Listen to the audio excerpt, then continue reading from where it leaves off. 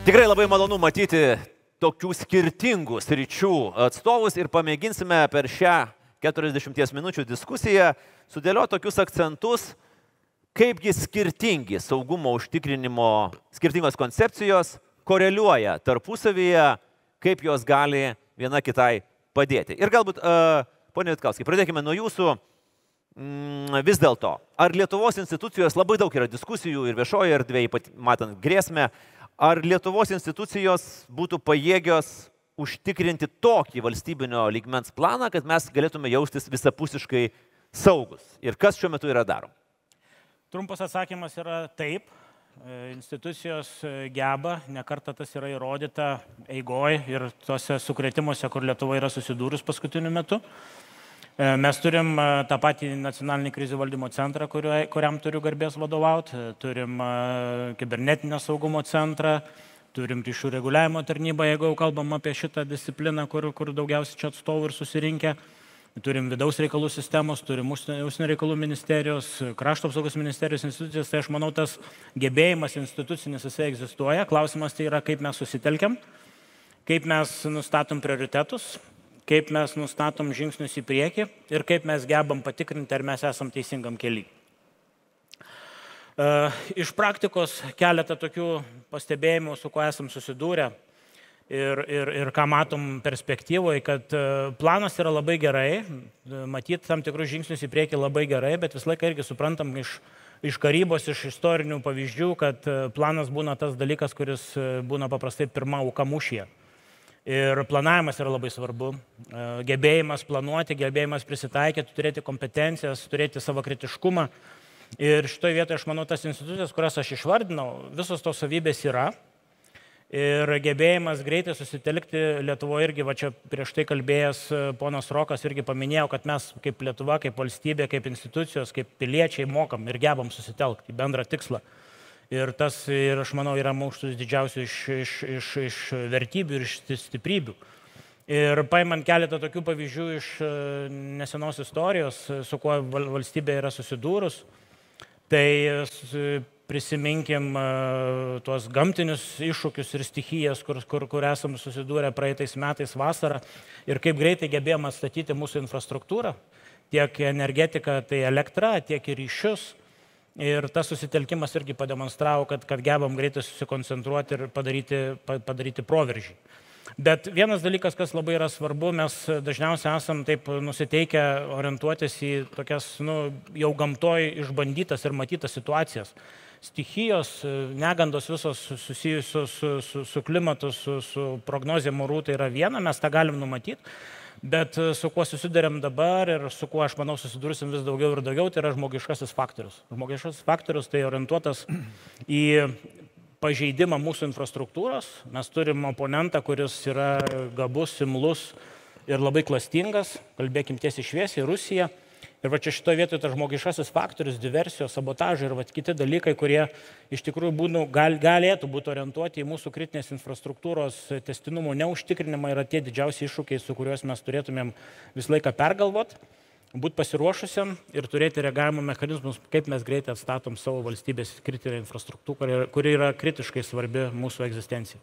Turbūt natūralus klausimas, kai mes jūsų klausosi verslo lyderiai, kaip verslas galėtų prisidėti prie šito valstybinio plano ir kur galbūt yra tos silpnos vietos, kur būtent verslas su savo know-how galėtų padėti užkamšyti jas.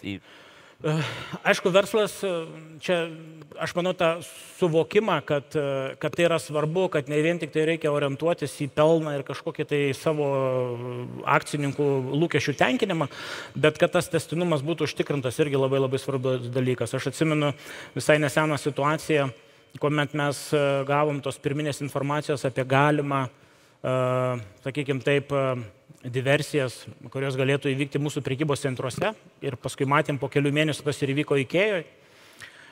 Ir kuomet susitikom su prekybininkais, pabandėm jiems šiek tiek paaiškinti, kas jų laukia ir ką reikėtų daryti, buvo toks pirminė tokia reakcija, o mūsų akcininkai nebus labai patenkinti, nes tai yra investicijos, tai yra pakankamas didelis dar papildomas darbo krūvis ir panašiai. Bet iš tikrųjų pavyko įtikinti, kad ta trumpalaikė nauda yra daug mažesnė negu ilgalaikis gėris, kurį galima sukurti bendrom pastangom. Ir aš manau, mes radom būdus, kaip įmonės akcininkai suprato, kad vis tik tai į saugumą reikia investuoti, nes tai yra ilgalaikis dalykas. Apie energetiką daug buvo pasakyta prieš tai kalbėjęs, ir labai norėčiau ir apie telekomunikacijas pakalbėti. Tas veiklos tęstinumas, investavimas į alternatyvos elektros tiekimą, baterijų įgyvendinimas irgi mūsų bokštuose, tų linijų irgi sustiprinimas ir tie dalykai, kur kainuoja, mes tą suprantam, kad tai yra šiek tiek naštos institucijom ir įmonėm, bet ilgalaikė prasme tai tikrai atsipirks. Pone Bučinskai, kad mes jau perinam prie informacinių technologijų, nes mes tiek perėsim žingsnis po žingsnio apie šitos dalykus. Natūralu, kad ir kibernetinės atakos keičiasi ir jų tikslas yra sėti chaosą. Ar verslo vadovai yra pasiruošę tokio tipo grėsmėms ir ar dar reikia įrodinėti, kad saugumas ne tik tai vieno skyriaus reikalas? Ačiū už klausimą. Įrodinėti turbūt reikia visada. Aš šitoj srity dirbu jau pakankamai seniai, buvo laikas, kai buvau jau pasidavęs, kad, reiškia, kiek čia galima visus gąsdinti kibernetiniu saugumu. Tikinčių nėra daug, bet gerai, kad yra kiti kolegos, kurie šitą darbą tęsia ir tas darbas atneša sėkmės bendrai. O jeigu visiškai rimtai, tai visos tos, ką mes įpratę vadinti atakom, kibernetiniam ir jų yra įvairių rūšių, keičia savo profilį. Jeigu anksčiau tai buvo daugiau vykdoma nusikalstamų grupuočių, siekiant pasipelnyti, pasipinigauti, apiplėšti kažkokį tai verslą arba gyventojus, tai dabar visą laiką, paskutiniu metu daugiau matom geopolitinės atakas, tai daugiau priešiškų valstybių organizuotos atakos, specialiai, kad sutrikdyti, tiek, kad pakliūti į laikraščių antraštės ir sėti, tokį paniką galbūt visuomenėje, nepasitenkinimą arba nepasitikėjimą sistemomis, valstybę ir kritinę infrastruktūrą. Tai šitas posvyris į tokią pusę yra, o toliau, kas liečia iš reguliavimo pusės, viskas tik tai į gerą pusę. Jeigu anksčiau reikėjo, sakykime, įrodinėti, kad reikia imtis tam tikrų priemonių ir teikti savus arba kitų pavyzdžius, tai dabar tam yra įvairios direktyvos patvirtintos Europoje, kurias reikia tiesiog įgyvendinti ir kibernetinis saugumas ir bendrai saugumas turėtų būti jas įgyvendinus pakankamam lygiai. Kuo turbūt nereikėtų pasitikėti vien tik tai IT vadovais, kurie sako, kad viskas yra gerai, mes viską atitinkam. Turbūt reikėtų pasisamdyti auditą, kad įsitikinti, ar tikrai viskas yra gerai. Pažiūrėk šiek tiek kritiškai arba tiesiog klausti paprastą klausimą, o kur dar yra skylių, ką dar turėtumėm padaryti, kad iš tikrųjų būtų viskas pakankamai gerai. Pone Eizelį, Šaulių sąjungos vienas iš tikslų irgi turbūt yra stebėti priešiškų jėgų įvairias iniciatyvas, įvairias provokacijas, padėti ir valstybei į jas atsakyti. Kaip jūsų, kaip Šaulių sąjungos vado akimis, ką tai reiškia? Turėti koordinuotą, aiškų planą. Kaip jūs matote to plano detalės? Na, aišku, Šaulių sąjunga yra visuomeninė organizacija, tai čia žmonės kiek turi to laiko, tiek ir prisideda. Tai mes padedame nacionaliniam krizių valdymo centrui, jiems irgi automatizuotai be abejonės, mes irgi turime sentimentų analizės, įvairias programas, kur nustatome tam tikrus taikinius, kur ta dezinformacija čia jau vyksta turbūt kokių pastaruosius 30 metų, kokių 15 metų nesuprasdavom, kas vyksta. Bet kai ten kažkas nuvažiavo, pasimokė iš karininkų į Ameriką į psichologinių operacijų kursą, suprato, kad čia mus maudo į vienus vartus. Tai mes pasidarėme tam tikras programas, tai yra bazinės psichologinių operacijų, dabar aukštesnio lygio ir tie šauliai, kurie ateina, jungiasi į informacinių operacijų, į kibernetinius padalinius. Turime sutartį netgi bendradarbiavimą su TroyHackMe. Tai turime ir raudonas komandas, ir mėlynas komandas, kurios organizuoja per hackatoną dabar CTF-ą. Tai yra Capture the Flag, tai yra aukščiausio lygio žaidimas ir tas Replicated Internet, kur mes turime susikūrę internetą savo, kad neišeitų ta visa informacija, kur daužomės ten tose poligonuose, nes tam tikrus poligonus, kur nusipirkome arba buvome pasiskolinę iš kitų institucijų, tai ten šauliai yra tokio lygio, kad ten per 20 minučių viską sulaužė, ten po to 2 dienas reikėtų sėdėti ir žodžiu, nieko neveikti, tai va truputį aukštesniam lygyje. Ką dabar, tai turime sutartį pasirašę su Charkovo universitetu, tai yra su praktikais, nes man labai viskas patinka, kai būna praktika. Tai yra tie, kurie dabar su rusais ten taip gali gerai pasistumdyti, gali pasakyti, kokie yra tie metodai. Na ir taip pat ir po truputį vieni iš kitų mokomės. Turime ambicingų planų eiti robotizaciją, nes matome, kad tam tikrais atvejais mes žmonių visur čia nepastatysime, nei kažkur tai nei į apsaugą, nei ten galbūt dirbtinis intelektas dabar kažkurioje tai vietoje gelbsti. Ir prie gynybos srityje reikia visus tos algoritmus prisijaukinti, nes mes to viso nedarėme eilę metų, neturėjome supratimo galbūt. Aišku, Šaulių sąjungoje, kas yra labai gerai, kad žmonės ateina su aukštu techniniu išprusimu. Ir to žmonės galima panaudoti. Tai turime mes ir testavimo padalinius, o padedame, kurie per hackatoną, pavyzdžiui, sukuria kažkokią tai inovaciją, o to per akceleratorių, kai reikia investuoti, irgi skoriname, investiciniai fondai. Tai labai kreipiame dėmesį daug į inovacijų prisijaukinimą. Tai per tuos pastaruosius hackatonus dabar užauginome ne vieną komandą, kurie gavo milijoninės investicijas ir už poros savaičių vėlgi hackatonas dabar bus. Ir vėlgi CTF-as, tas Capture the Flag. Tai apie 40 komandų. Tai per pitchus būna sekmadienį, praktiškai ten 3 minutės duodame. Jeigu kas ateina su PowerPointu, tai išvejam tos. Nes čia ne PowerPointas, čia reikia, kad būtų lituoklio kvapas. Jeigu nėra lituoklio kvapo, tai čia netikim tokiom perspektyvom visom. Tai iš tų 40, kokios 36-37 komandos lieka, į kurias galima tikrai kokias 5-6 atkreipti rimtą dėmesį. Nes norime vystyti ir gynybos pramonę tėvynėje brangioji, kur padėtų tam tikrus algoritmus padaryti ir palengvinti, ypatingai kovoti informacinį karą, kibernetinį karą, nes visa tai vyksta. Ir mes su algoritmais maži sunkiai sukovojame. Taip. Ypatingai TikTokas ir Telegramas, čia yra priešiškų šalių sukurtos platformos. Tai jeigu TikTokas ten dabar įeiti į lietuvišką turinį pasižiūrėti, tai yra viskas neigiamas turinys. 100% praktiškai turinys yra neigiamas. Ne 100 galbūt aš čia taip padidinau, bet pagrindė tai yra tyčiojimas iš valdžios. Telegramas tai yra verbavimas dabar tų visų padegėjų, kurie čia kažkur tai padega. Ten ukrainiečiai sulaikė, vienas buvo per praeitus metus, ten ar 450 atvejų. Tai va čia yra platforma ir verbuoti, nusipirkti narkotikus, pardavinėti narkotikus, apgaudinėti. Žodžiu, dabar ten kokia azerbaidžaniečių uždara grupė yra, kaip apgauti migracijos tarnybą. Arba reikia juos ten, žinai, žiūrėti, kad jie neapgautų migracijos tarnybai, perduoti, kad jūs čia bando apgauti. Žodžiu. Gerai, Šaulių sąjungos vadas, kaip tik, man atrodo, palėtė dar vieną aktualią temą, tai yra dar viena kova, kur mes kalbam ne tik apie infrastruktūrą, ne tik apie informacinės technologijas ar apie dronus, kur mes dar pakalbėsim, bet ponia Sabaliauskaitė irgi galbūt pratęsiant šitą mintį. Technologijos, jos prisideda labai smarkiai ir prie kovos dėl mūsų protų, įvairius tropai, įvairūs akcentai, kurie yra dėliojami. Ar jūs esat labiau pozityviai nusiteikus, ar labiau skeptiška dėl to, kas vyksta viešoje erdvėje, ypač matant ir dabartinį, turbūt pačias karščiausias naujienas, kai prasidėjo kultūrininkų protestai ir mes jau matom atsaką, kuris yra duodamas viešoje erdvėje? Tai pirmiausiai su visa pagarba ponui Rokui Masiuliui aš noriu pasakyti, kad mane labai nuvylė jo pasakymas, kad jis tai vertina kaip dar vieną eilinę politinę audrą. Juolab, kad kultūros sektorius koalicinėse dalybose buvo paukotas būtent dėl energetikos sektoriaus. Ir dabar mes atsimame ugnį informacinėme kare, kurią aš galėčiau prilyginti, jeigu kalbame apie informacinį karą, tai mes šiuo metu kultūros ir informacijos lauke turim kažką panašaus į sausio 13. Arba mes tai atstovėsim, arba ne. Ir eina didžiulė dezinformacija. Kadangi jūs esate lyderiai, vadovai, verslo žmonės, aš su jumis kalbėsiu tiesiog verslo kalba suprantama. Nes yra pateikiama, kad maždaug kažkokie išmaldos prašytojai susireikšminę, ten kultūrininkai, menininkai, čia žodžiu patriukšmaus ir viskas praeis. Bet netgi yra vartojama mus menkinanti ir tikrovę iškreipianti kalba.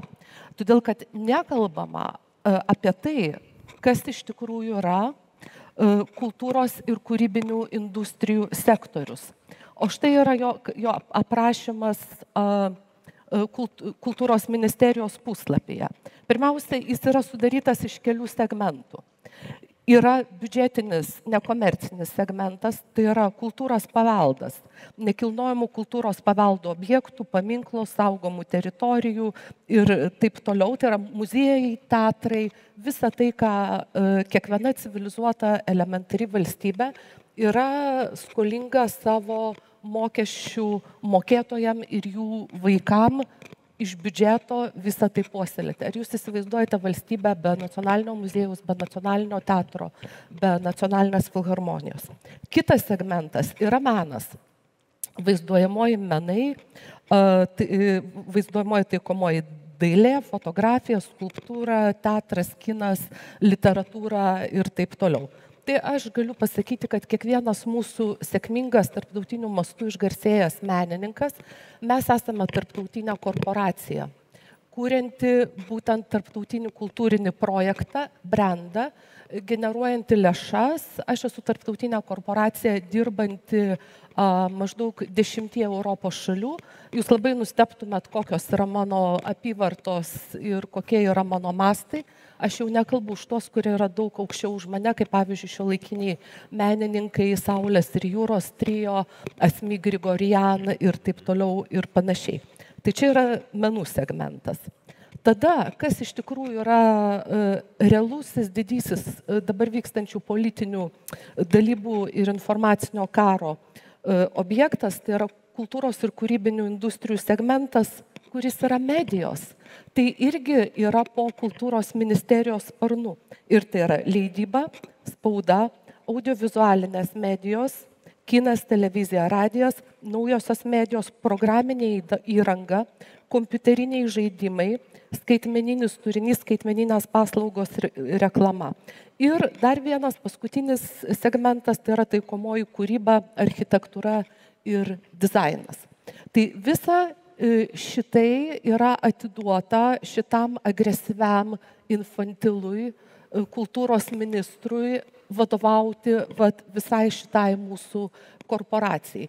Iš tikrųjų, kalba eina apie nacionalinio transliuotojo perėmimą, apie visų medijų perėmimą ir kontroliavimą, taip kad labai džiaugiuosi, kad Telia būtent organizuoja šitą pokalbį, nes tai, kas vyksta ir jūs irgi tiesiogiai liečia. Aš buvau prieš 2 savaitės Krokuvoje pasaulinėme PEN kongrese. PEN tai yra tarptautinė organizacija kovojanti už žodžio laisvę, už žurnalistus, rašytojus, taip toliau ir panašiai.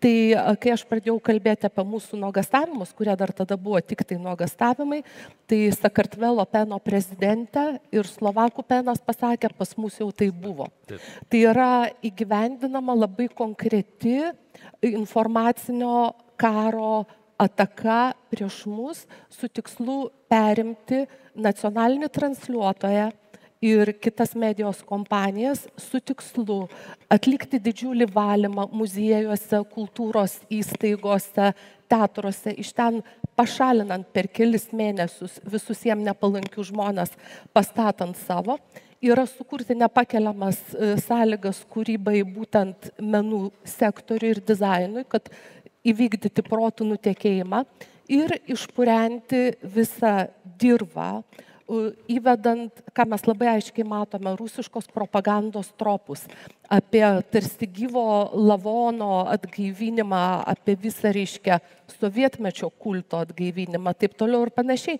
Ir replikuojant ponui Masiuliui, kas bus iš to, jeigu mes turėsime apsaugotą puikiai veikiančią energetinę sistemą, jeigu vėl, kaip 41 metais, nuvažiuos delegacija kultūrininkų, nežinau, žmonių, Lietuvos piliečių su praplautais smegenimis ir priims sprendimus, atliks veiksmus, kurie sukels tiesioginę grėsmę Lietuvos Respublikos nepriklausomybei. Taip trumpai tikiuosi, kad pateikiau situaciją. Dovilė, čia matom įvairialypės problemas ir turbūt būtų gal galima čia diskutuoti, kurios yra svarbesnės ar mažiau svarbios, bet bendra tendencija atrodo yra labai grėsminga. Todėl, kad mūsų dronų gynyba testuoja, mūsų informacinį atsparumą testuoja, mūsų kultūrinį klodą, labai smarkiai testuoja ir kartais atrodo, kad, savi testuoja, jeigu juos galima vadinti savais, jie yra išrinkti Lietuvos Respublikoje. Ir kaip ponas Izelis sakė, dar mes turim visiškai naują informacinį lauką, kuris yra visiškai priešiškų jėgų kontroliuojamas. Kaip jūs vertinate šitą situaciją? Toks įspūdis, kad mes gyvenam tokioj apgulties sąlygoje, kur mes kiekvieną dieną užsidega nauji gaisrai, kurių mes vos spėjam gesinti arba net ir nespėjam. Tai laba diena.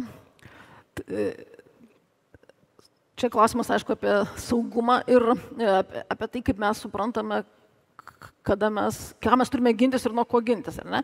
Ir čia mes kalbėjome ir apie priemonės, ir apie politinę aktualiją, kuri iš tikrųjų, akivaizdu, jauna, skauda širdį daugam dėl šito klausimo. Bet visą laiką reikia prisiminti, kad politinė erdvė visą laiką bus įvykiai, ir aš nenoriu čia nuvertinti visų įvykių, visą laiką bus tam tikra prasme tai, kas reikalauja dėmesio ir visą laiką reikės pasirinkti, į ką kreipti dėmesį. Ir kai mes tada, jeigu mes galvojam čia apie saugumo politiką ir čia apie visapusišką saugumą, tam tikrą prasme, jeigu pakelt kalbėjimą šiek tiek bendresnį lygmenį, kartais mes pasiduodam tokiai, iliuzijai, kad galima turėti absoliutų saugumą, kad galima apsisaugoti nuo visų grėsmių arba jas net identifikuoti. Ir kartais mes ten saugumo studijose yra toks pusiau juokas, kad absoliutų saugumą gali arba individas, arba valstybė pasiekti tik tada, kai numiršta, nes tada jokios grėsmės neberūp.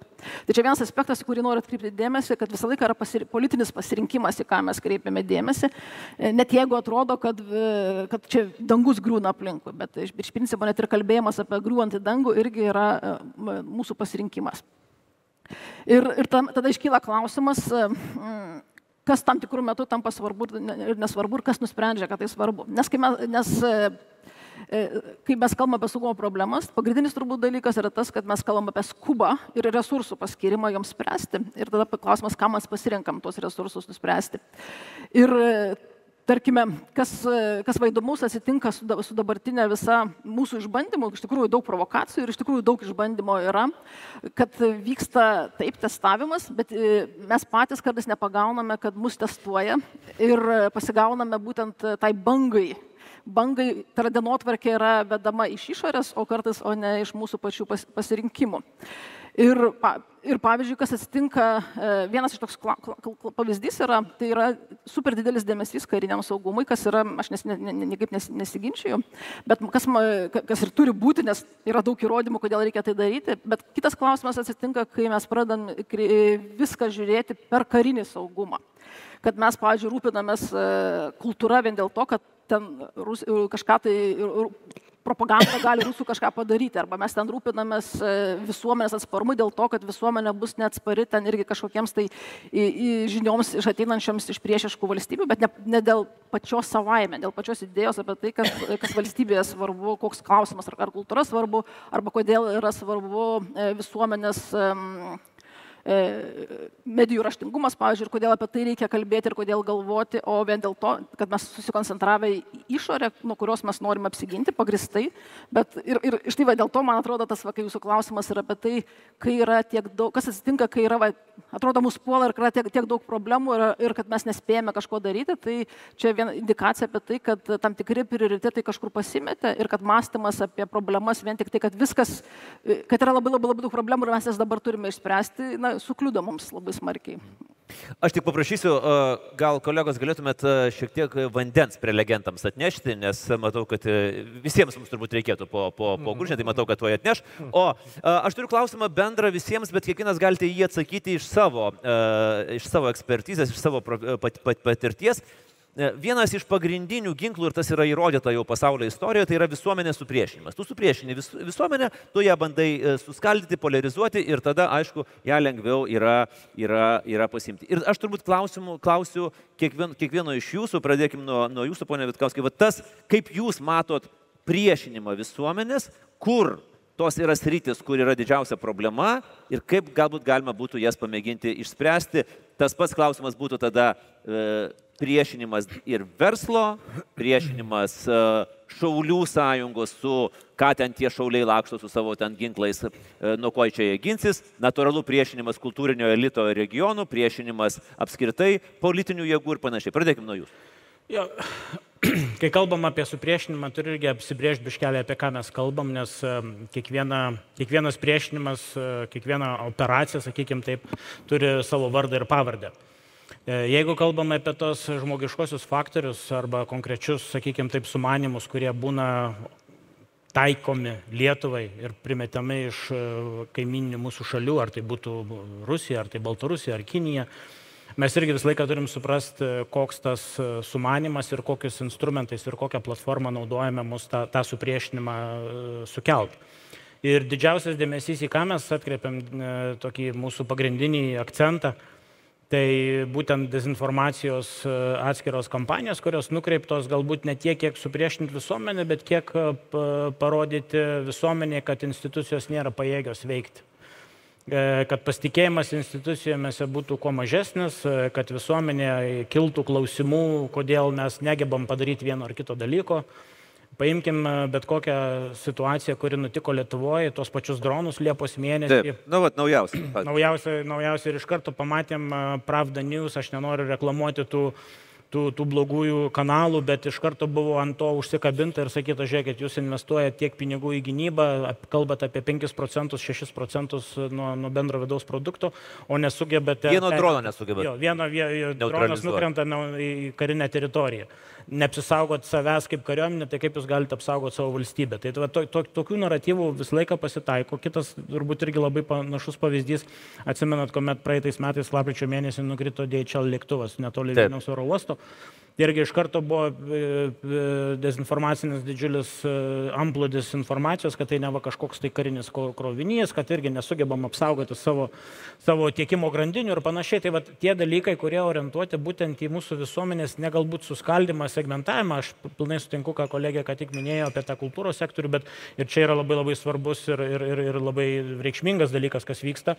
Bet turbūt tas, ką aš labiausiai norėčiau pabrėžti, kad bandymas mūsų visuomenės sukelti tokį nerimą, nepasitikėjimą valstybę, negebėjimą apsiginti, sakyti, kad egzistencinės grėsmės egzistuoja ir kad mes neturim įrankių tom grėsmėm užkardyti. Bet iš esmės tai ir galima pavadinti supriešinimu, todėl kad kai susitiks tada du lietuviai, vienas, kuris pasitikė mūsų institucijoms, o kitas, kuris sakys, žiūrėk, nieko jos nesugeba ir prasidės vėl konfrontacija. Tai galima taip sakyti. Linai, klausimas tada jums vėlgi, kaip jūs matot tą tam tikrą priešinimą, skaldymą būtent iš savo organizacijos pusės. Jau Šauliai tai tikrai yra ta organizacija, kuri gauna daug dėmesio iš prorusiškos žiniasklaidos ir ten lakstančiais automatais, ten pusiau naciai ir ko tik ten nepasako. Ir tas vis tiek tam tikrą prasme praslysta ir Lietuvos informacinė erdvė. Taip, praslysta, bet dažniausiai Juraitis ir visi kiti čia celofanai ir ten pasižiūri YouTube, ten kokie 120 000, ten dalymaisi, kokie ten 300 pasidalymų, Lietuvos mastu tai yra daug. Ir tam tikrose Lietuvos regionuose matome, kad žmonės iš tikrųjų yra paveikti. Nes visuomenės polarizacija, jeigu paimti taip pagal prioritetą, tai yra trečioje vietoje, realiai pagal grėsmės. Pirma grėsmė Europoje buvo identifikuota, tai būtent dezinformacija. Dezinformacija, nes per propagandą tu, jeigu nuodiji žmogų eilę metų, tu gali iš tikrųjų išmušti jam pagrindus. Ir čia prieiname mes nebe prie informacinio karo, prieiname prie kognityvinio mūšio lauko. Ir kognityvinio mūšio lauke būtent ir yra kultūra, yra mūsų sprendimų priėmimo procesai įvairiausi. Tai, ką mes žiūrime, tai, ką mes skaitome, mūsų universitetų lygis, mūsų mokyklų lygis, darželių lygis, tai, ką mes propaguojame, apskritai visa organizacijų kultūra, mūsų vertybių skalė ir matome, kad pasaulyje turbūt dabar, po COVID ypatingai, kad jeigu prisėsi prie stalo su tam tikrais žmonėmis, tai po kokių turbūt 10 minučių nebenorėsiu su išnekėti. Jeigu ten ant stalo stovės keli buteliai, juos išgėrus reikės muštis. Taip, žodžiu, nes nebeina susišnekėti. Antiek yra skilę žmonės, yra skirtingos mokyklos ir kaip su to sukovoti, tiesą sakant, nežinau, kai tokia yra globali aplinka, nes čia mes galim susitarti, kaip norim daryti. Bet yra Jungtinės valstijos, yra Europos Sąjunga ir jeigu ten kažkas tai prasideda, tai reikia pasižiūrėti, po 10 metų bus čia. Tai čia tik mes pavėluojame, nes aš pamenu, kai Briuselėje dirbau, tai prieš kokių ten 15 metų galvoju, nu va, čia kažką reikėtų nusižiūrėti, arba ten pas mus kažko tai nėra. Pasižiūri po to, po kažkiek tai metų jau yra. Tai va, tai jeigu kažkur tai kažkokios yra įdos ir kažkas tai vyksta, žinokite, ateis anksčiau ir vėliau ir pas mus. Tai va, tokio recepto, kaip su to sukovoti, žinokite, aš tiesą sakant nežinau, kai tokie dalykai darosi. Tai kognityvinį mūšio lauką pralošus yra labai pavojinga, nes čia yra vienas iš moralinio mūšio komponentų. Taip. Nes yra doktrininis komponentas, yra fizinis komponentas ir yra moralinis komponentas. Nes į moralinį komponentą įeina, tai įeina lyderystė, tai yra kas mums vadovauja, ar rimti žmonės turintys kiaušus arba stuburą, ar dvieselenos amebos. Ne, tada yra apginklavimas, tai yra ar mes turime tam tinkamą ginkluotę su priešu sukariauti.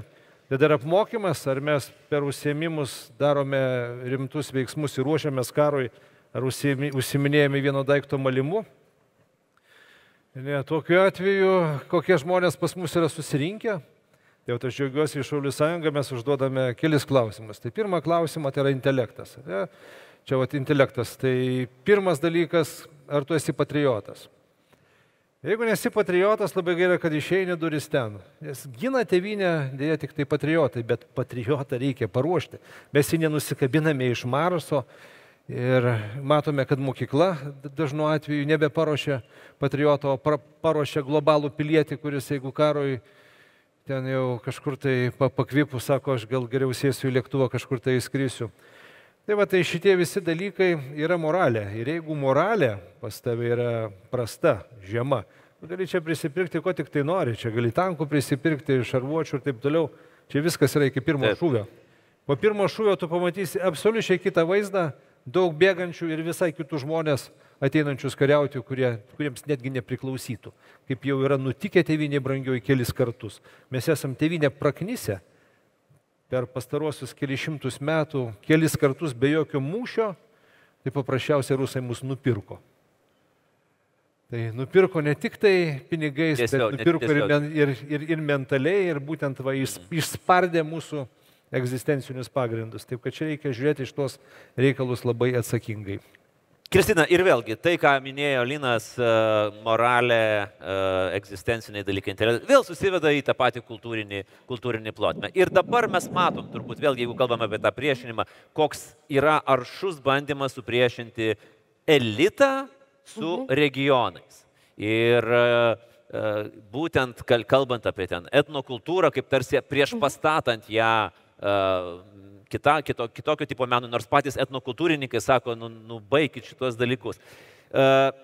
Akivaizdžios rankos, akivaizdžios režisieriai, koks šito spektaklio tikslas ir galima pabaiga? Tai aš norėčiau reaguoti kaip tik dėl kognityvinio lauko. Tai lemiamas mūšis šį sekmadienį, spalio 5 dieną. Labai kviečiu prie jo prisijungti, mus palaikyti. Kultūros protesto asamblėje LT galite nusisiurbti vektorinius protesto ženklus. Užsidėkite juos savo kompanijų, korporacijų, Facebooko puslapiuose, internetinėse svetainėse. Palaikykite mus nors tiek.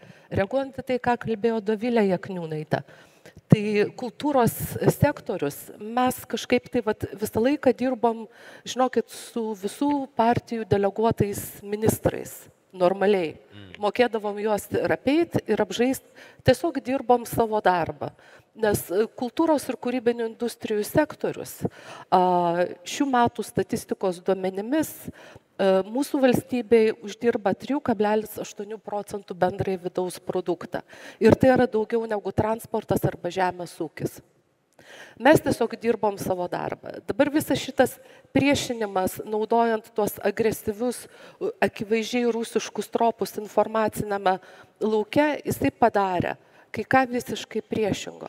Jisai mus taip suvienijo, kaip aš gyvenime nemačiau susivienijusių kultūros žmonių, kur visi yra su savo ego, didelėm idėjom, taip toliau ir panašiai, suvienijo regionus. Aš vakar pati buvau kultūros asamblėjų, kiek buvo žmonių iš regionų. su kuriais nėra jokio susipriešinimo. Aš esu apvažiavusi visas Lietuvos bibliotekas, visur esu primama išskėstom rankom, nes mes visi kūriam ir vartojam tą patį Lietuvos meną, tą pačią lietuvišką kultūrą.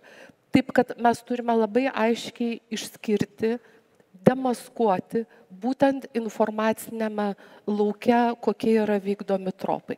O tropai yra labai paprasti. 2022 metų rugsėjo 6 dieną Putinas paskelbė ukazą, atrodo, numeris 611, apie Rusijos kultūros plėtrą užsienyje. Ir ten yra 68 paragrafas, kuris labai aiškiai sako, kad viena iš svarbiausių krypčių tai yra kontroliuoti teisingą Rusijos, įskaitant Rusijos imperiją ir Tarybų sąjungą ir visą Tarybų sąjungos istorijos naratyvą, būtent kontroliuoti teisingą jų manimų istorijos naratyvą užsienyje. Tai mes tą labai aiškiai matėme Lietuvoje per visus kultūrinius karus ir tiesiog iš nosies bėgantį kraują, kaip reikia reabilituoti visą sovietmetį ir jo, reiškia, tokius abejotinus pasirinkimus padariusius veikėjus. Tai mes šiuo metu visi labai aiškiai suprantame, kad mes šiandieniniai kūrėjai ir menininkai, mes nenorime atsidurti nei Salomėjos Nėries, nei Justino Marcinkevičiaus batose. Mes nenorime, kad iki šito daeitų. Ir dabar labai irgi yra įdomus naujas iškastas tropas, kuris cirkuliuoja ir pagal kurio naudojimą galima atskirti, kas iš mūsų viešojo lauko žaidėjų dirba Rusijoje, tai yra Rimas Tuminas. Tai yra vaizdavimas Rimo Tumino kaip kankinio, persekioto Lietuvos. Ir jeigu jūs kur nors pamatysite tekstuose, reiškia, jį labai kažkokius ginančius pasisakymus, tai jūs galite nebijoti, kad šitas žmogus dirba Rusijai. Gerai, ir pabaigai, kadangi mes jau keliaujame prie mūsų antrosios dalies pabaigos, aš turbūt paprašysiu kiekvieno ir pradėkime nuo jūsų, Vytautai, vis dėlto, iš savo srities, iš savo patirties, per artimiausius 12 mėnesių. Kągi Lietuva turėtų padaryti, kad taptų atsparesnė, kad tas pasitikėjimo ir saugumo jausmas išaugtų.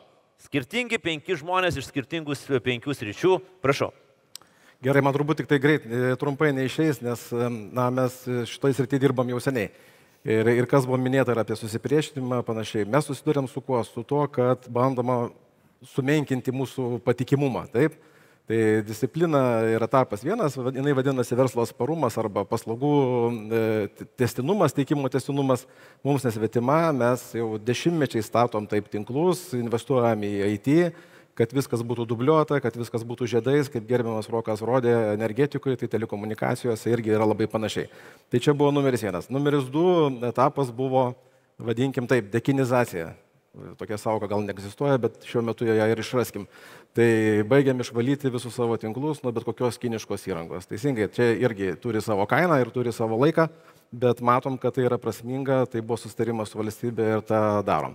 Trečias dalykas, vadinkim, decentralizacija. Na, vis tiek, dauguma telekomunikacijų kompanijų yra didelių kompanijų dalis, kaip mes telekompanija, globalios kompanijos dalis, ir buvo eilė sistemų, kurios buvo centralizuotas. Dabar šiuo metu baigiam decentralizuoti taip, kad, na, gal skambiai skambėtų, bet jeigu atsitiktų kažkokia nelaimė, galėtumėm veikti uždarai tik tai vienos šalies teritorijoje. Tai irgi turi kainą, turi savo laiką, bet mes matom prasmę tame ir į tą investuojam. Dabartinis, trečias etapas, ketvirtas etapas, atsiprašau, dabartinis etapas tai yra mobilizacija. Tai yra šiek tiek naujos naujienos ir beje turiu pasakyti, kad mes vakar suderinom su reguliatorium mobilizacijos sutartį ir šiandien jinai buvo išsiųsta kitiem operatoriam irgi suderinti. Ir kas mane pažįsta, čia turbūt išgirs šitą savotišką pasididžiavimo gaidelę, kad ir šitoj srity mes esam priekyje. Va, bet jeigu grįžt prie rimtų dalykų, tai mobilizacija tai yra pasiruošimas arba kas ant to verslo tęstinumo dar ko trūksta, ką mes dar galim padaryti gero dėl klientų, piliečių ir visuomenės. Tai va tokiam esame etape ir toliau matome prasme ir tie artimiausia 12 mėnesių būtų skirtingų sričių, skirtingų profesijų, skirtingų struktūrų, kaip pavyzdžiui energetikai, vandenys, transportas, kūras, reiškia sudėtos visus mobilizacijos planus į vieną krūvą ir pamatyti, kur yra dar skylių, ko dar trūksta ir kartu valstybė nuspręsti, kur investuoti, ką toliau. Vilmantai, 12 mėnesių, didesnis atsparumas. Gerai. 3 dalykai, vieną jau pasakė Vytautas, tai pirmas dalykas - kovai su dezinformacija strategija, naujas planas, naujos iniciatyvos, kaip suburti institucijas bendram tikslui ir turėti instrumentus, kaip su to veiksmingai kovoti. Antras dalykas - supurtinimas mūsų mobilizacijos sistemos. Tai yra iššūkiai, su kuriais susidurėm ir pasitikrinimas, kiek mes esam pasiruošę tas 100 ar daugiau funkcijų vykdyti. Ir trečias dalykas - veiklos tęstinumo standartas, kuris turėtų būti pritaikytas visiems sektoriams. Šiandien kalbam daugiausia apie telekomunikaciją, bet tas pats ir energetikai, tas pats ir transportui, sveikatos apsaugai ir visiems kitiems dalykams. Jeigu mes tokį standartą sukursim ir turėsim mechanizmą, kaip mes patikrinam, kur mes esam ir iš karto imliai pasižiūrėsim, kaip ištaisyti problemas, aš manau, būsim daug stipresni po 12 mėnesių. Vilmantai, aš vis dėlto turiu dar perklausti ir būtent vieną klausimą, kuris šioj šviesoj - kovos su dezinformacija planas. Na, iš principo jį ruošia kultūros ministerija. Ir dabar kultūros ministerijos ministras yra deleguotas partijos, kurios lyderis yra vienas pagrindinių Lietuvos dezinformatorių. Kaip darysim? Mes vakar kaip tik turėjom apie tai susitikimą su visais atstovais iš institucijų, kurios tiesiogiai dirba su šitų klausimų. Tai yra 10 institucijų valstybinių, taip pat ir Šaulių sąjunga dalyvavo. Planas yra nes kaip, darbas yra pradėtas, jisai sustojo. Ir dabar pasižiūrėsim, turbūt labai svarbu, kokia bus ta komanda ir kokios bus kompetencijos. Jeigu matytumėm, kad kompetencijų to nėra, planas yra toks, kad deleguoti galbūt šitą atsakomybę kitai ministerijai. Linai, jūsų 12 mėnesių. Na, mes esam sukūrę tą platformą, turbūt jau čia su Jakilaičiu esame išpopuliarinę kylas.lt, kur buvom 2017 paleidę ir dabar, tai kitais metais yra gautas finansavimas tą išplėsti, kad galėtumėm ir edukacijos šiek tiek įdėti. Ten bus tas appsas jau toks padarytas, manau, per kitus metus sukursime, jau 27-ais jisai bus veikiantis. Dar tuo pačiu noriu pakviesti techninės žinių, kurie turite, jungtis į dronų batalionus. Nes karyba pasikeitė, daugiau žiūrime į technologinius sprendimus, norime robotizuotis, kaip sakiau, dronizuotis. Tai yra Vilniuje, Kaune ir Klaipėdoje yra kuriami dronų batalionai, tai yra fiksuotos sparno padaliniai, multirotoriniai, kurie gali trąšas brastyti, bet gali ir miną užmest ant galvos. Tai FPV dronai, kur ačiū Telijai, kad 100 dronų mums padovanojo čia Vilniaus rinktiniai. Tai tęskite šitą darbą, mes labai gerai varome su jais. Tada žvalgybiniai kopteriai reikia. Tai taipogi repair maintenance, tai yra, kad reikėtų ir juos taisyti, remontuoti, jeigu kažkas tai nutiktų. Tai visa šita ekosistema, tai junkitės prie šitos ekosistemos ir manau, kad mes galim čia visai neblogai pavaryti ateityje. Ačiū, Dovilė, jūsų. Man kaip sprendimų galios neturinčiai, tai daugiau politinis noras negu priemonė. Tai labai susisiekia su tema apie pasipriešinimą. Man atrodo, verta prisiminti tai, kad bent jau man politika visą laiką yra apie konfliktą, ar ne, susidūrimą. Ir tam tikrą prasme, kai mes kalbame apie susipriešinimą, tai reiškia, mes kalbame apie tai, kad visą laiką bus kažkokių susidūrimų nuomonių. Ir čia ne problema yra būtent skirtingų nuomonių buvimas, bet yra išnaudoma tai, kad mes praradom kažkokį, o gal niekad ir labai neturėjom gebėjimą kalbėtis ir ginčytis taip, kad nebūtų priešinimuose. Ir ką aš pastebiu labai smarkiai, tai kad kartais būna, kad mes tikimės iš savo netgi sąjungininkų turėti tas pačias pozicijas visais klausimais arba žmonių, su kuriais mes sutarėme.